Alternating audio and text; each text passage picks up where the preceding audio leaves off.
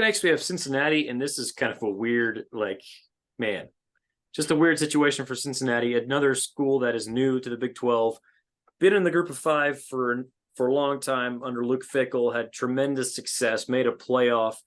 Lose Fickell to Wisconsin this offseason, replace him with Scott Satterfield, which left a lot of Cincinnati fans kind of feeling okay. Yeah. Yeah, okay, well, maybe. I guess it could work out.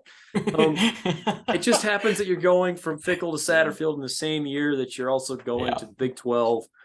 That does not make things easy. If you're looking at their team, Emory Jones might be the quarterback, the former Florida and Arizona State quarterback. Right. Evan Prater just has not quite figured it out. Former highly ranked quarterback who just hasn't quite done what people expected. Corey Kiner looks like he might be the name at running back. I believe was an SEC running back, maybe at LSU. That's purely off of my own memory, which could be shaky at best. But it does feel like Cincinnati is facing a huge uphill battle this year. Am I wrong in thinking that? Absolutely correct. Is there any chance you're taking the over here at all? I'm going under comfortably too. This is one of my better bets in what is a fairly, I mean, it's a cloudy Big 12, right? Like there's a lot of things that could happen. We had TCU went to the playoff and Kansas State won the conference last year. It's a crazy conference, but it feels like almost certain that Cincinnati will struggle under Satterfield, who we didn't like a whole lot. Like it's one of those guys like, I'm not going to compare it to the Alabama offensive coordinator hire when they brought Tommy Rees, but like you weren't a huge Tommy Rees guy when he was even at Notre Dame, and it's like, and then he went to Alabama. It's like whoa, like we might have fired him, but then like he moved to Alabama, and it kind of felt this way here, whereas like Satterfield and Louisville weren't on tremendous terms, and I don't know, Fickell, like, yeah, it's not great. It's not great. It's not like Luke Fickell. Cincinnati has had a fantastic, like, by the way, not just one head coach. Like they've had success for a while under, you can go all the way back to Kelly when he was there. And they had, I think they had an undefeated season one year before they got smoked by Florida. They've had some really, really good years. They've won, so a couple of conference championships. They went to the playoff, which is wild. Just 2 years ago, they were in the playoff. And Fickell goes to Wisconsin. Like that's a big deal. Like that's a really big deal. I think they struggle. I think they really struggle to replace him. Under. I have them going under. The one thing that could be their saving grace is the schedule is trash. They do have to go to Pitt in the non-con. That's tough.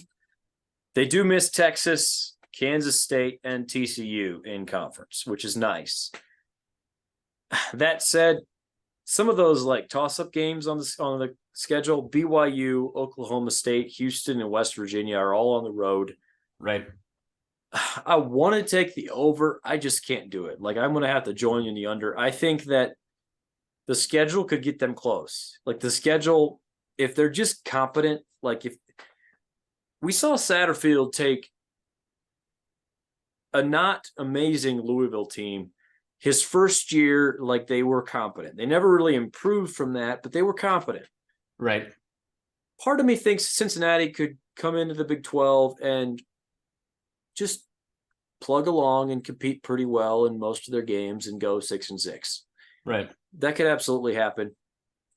I don't know, man. They lost a lot. So, I'll join you in the under. Any more thoughts in Cincinnati?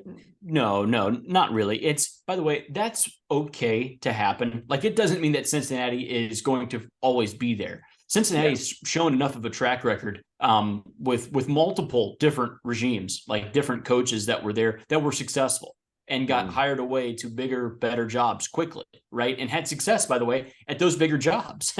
So, Fickell, he did an outstanding job there. And there's no question that he had Cincinnati at their peak. Like, it doesn't get much better for Cincinnati there. And to see him leave and the exodus of players that left as well it's hard to replace at a place like Cincinnati. By the way, the recruiting class for last year was not good. Like it was the worst in the Big 12. Like just looking in here, this is the 2023 class, and a lot of it's due to the turnover. They only signed 12 players. Yeah, they did get it 1 4-star. Like, I don't know, stuff like that does matter. Like you do need players, especially when you're going to be bumping up a conference, higher level of competition. So they will get it figured out.